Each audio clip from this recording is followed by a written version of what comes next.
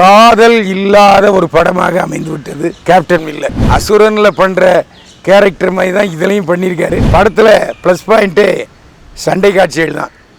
அதுவும் இன்டர்வலுக்கு இப்போ கடைசியில் கிளைமேக்ஸ் சண்டை காட்சிகள் பிரமாதமாக இருக்குது. சண்டை பிரியர்கள் நிச்சயமாக போனாச்சுன்னா ஒரே கைத்தட்டல் பண்ணி சந்தோஷமாக கொண்டாடிட்டு வரலாம்.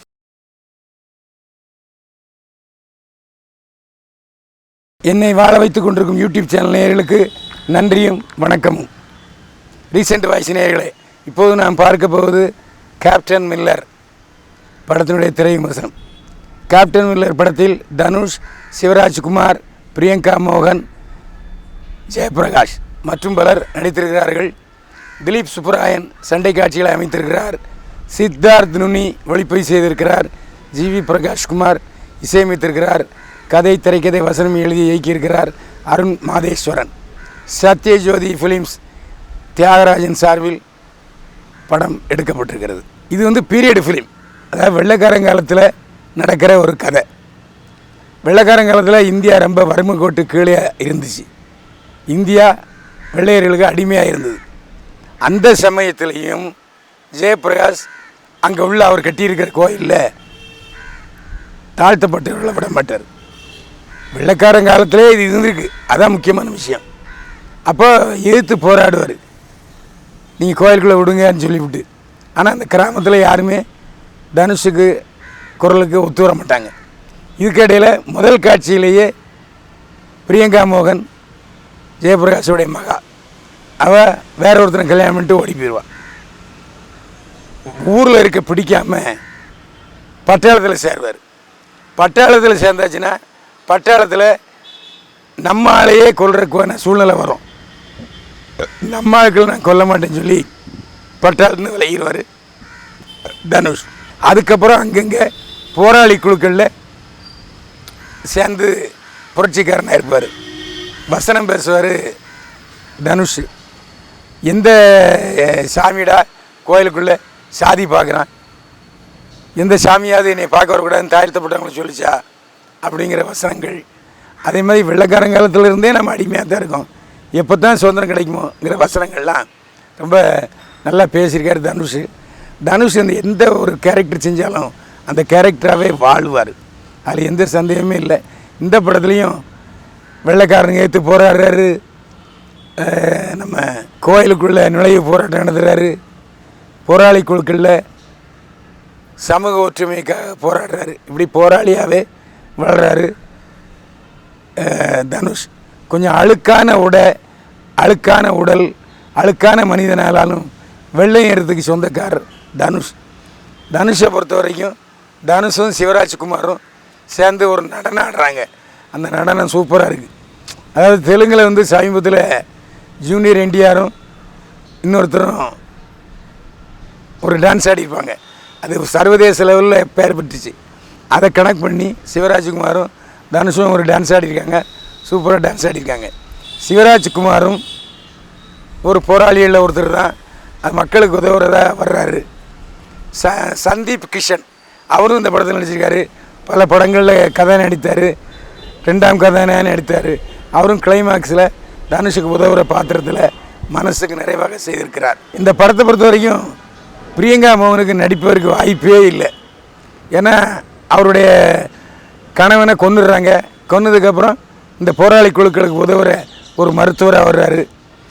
நாம் எப்படியாவது தனுஷுக்கும் பிரியங்கா மோகனுக்கும் லவ் வருமானு கேட்டால் இல்லை. காதல் இல்லாத ஒரு படமாக அமைந்து விட்டது கேப்டன் மில்லர்.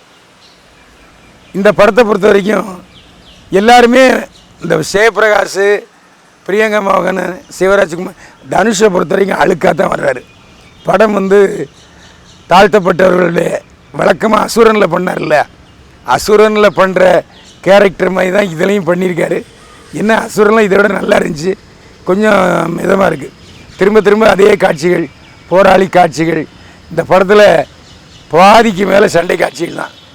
ஆனால் சண்டை காட்சிகள் பிரமாதமாக இருக்குது. அதாவது இன்டர்வலுக்கு முன்னால் உள்ள சண்டை காட்சியும் கிளைமேக்ஸ் சண்டை காட்சியும் அப்படியே நரம்புகளை முறுக்க வைக்குது. அது காரணம் சண்டை மாஸ்டர் திலீப் சுப்ராயன். திலீப் சுப்ராயன் அப்பாவே ரஜினி கமலுக்கு சண்டை மாஸ்டராக இருந்தவர் சுப்பராயன், அவருடைய பையன் திலீப் சுப்பராயன். அதனால் அதாவது தாய் 8 அடி பாஞ்சா மகன் 16 அடி பாய்வான். சுப்பராயன் சூப்பராக சண்டை காட்சி அமைப்பார். இவர் சூப்பராக சண்டை காட்சி அமைச்சிருக்காரு திலீப் சுப்பராயன். படத்தில் ப்ளஸ் பாயிண்ட்டு சண்டை காட்சிகள் தான். அதுவும் இன்டர்வலுக்கு இப்போ கடைசியில் கிளைமேக்ஸ் சண்டை காட்சிகள் பிரமாதமாக இருக்குது. ஆனால் என்ன இருந்தாலும் தமிழ் படத்தில் வந்து காதல் இல்லைன்னா கொஞ்சம் லேசாக என்னடா ஒரே சண்டையாக இருக்குது அப்படிங்கிற மாதிரி இருக்கிறது தோணத்தான் செய்யுது. ஆனால் சண்டை பிரியர்களுக்கு இந்த படம் ஒரு சக்கரை பொங்கல், வீட்டில் தைப்பொங்கல் சக்கரை பொங்கல் சாப்பிட்ட மாதிரி இந்த படத்தில் சண்டை காட்சிகள் சர்க்கரை பொங்கலாக அமைந்து விட்டன. சிவராஜ்குமார் அவர் வந்து கன்னடத்துக்காரர், ஏற்கனவே சூப்பர் ஸ்டார் ரஜினிகாந்தோட நடித்தார். அதனால் சூப்பர் ஸ்டாருடைய மருமகன் தனுஷோடையும் நடிச்சிருக்காரு. அவருடைய நடிப்பும் சோடை போகவில்லை. நிச்சயமாக இந்த படம் பெங்களூரில் நல்லா போகும். அதாவது சத்யதேவ் ஜோதி தியாகராஜனுடைய கணிப்பே கன்னடத்துலேயும் நல்லா போகணும், தமிழையும் நல்லா போகணுன்ட்டு மல்டி லிங்குவல் ஃபில்மாக எடுத்திருக்காரு கேப்டன் மில்லரை. தனுஷுக்காக தமிழ்நாட்டில் ஓடிச்சுன்னா கன்னடத்தில் சிவராஜ்குமாருக்காக இந்த படம் ஓடும். சண்டை பிரியர்கள் நிச்சயமாக போனாச்சுன்னா ஒரே கைத்தட்டல் பண்ணி சந்தோஷமாக கொண்டாடிட்டு வரலாம். கொஞ்சம் குடும்பத்தோட சின்ன குழந்தை குட்டியோட போகிறவங்க கொஞ்சம் என்ன ஒரே சண்டையாக இருக்கேன்னு சொல்லலாம். அந்த முணுமுணுப்புலாம் இதில் வந்து எடுபடாது. ஏன்னா சண்டை காட்சியில் விரும்புறதுக்குன்னு தனி ரசிகர்கள் இருக்காங்க. எனவே சண்டை காட்சிகளுக்காகவே இந்த படம் நிச்சயமாக ஓடும். ஜிவி பிரகாஷ் குமாரை பொறுத்த வரைக்கும் பாடல்களில் வந்து சுமார் தான் மெட்டு போட்டிருக்காரு. பேக்ரவுண்ட் மியூசிக் பின்னணி இசையில் ஸ்கோர் பண்ணியிருக்காரு ஜிவி பிரகாஷ் குமார். இதில் முக்கியமான விஷயம், சில படங்களில் ஆர்ட் டைரக்டர் யாருன்னே நமக்கு ஞாபகம் வராது. ஆனால் இந்த படத்தை பொறுத்த வரைக்கும் கேப்டன் மில்லர் பொறுத்த வரைக்கும் அந்த வெள்ளைக்காரன் காலத்துக்கே நம்மளை கொண்டு போயிடுறாங்க. அது காரணம் என்ன? ஆர்ட் டைரக்டருடைய கலை அரங்க நிர்மாணம்.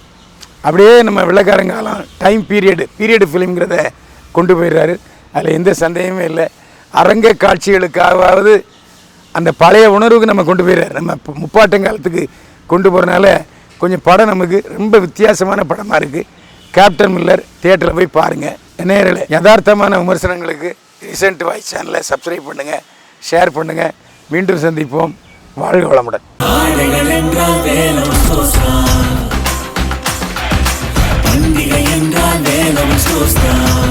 விழா காலங்கள் எல்லாம் வேலவன் ஸ்டோர்ஸோடு. இது போல பல வீடியோக்களை கண்டு மகிழ எங்களது ரீசன்ட் வாய்ஸ் சேனலை மறக்காம சப்ஸ்கிரைப் பண்ணுங்க.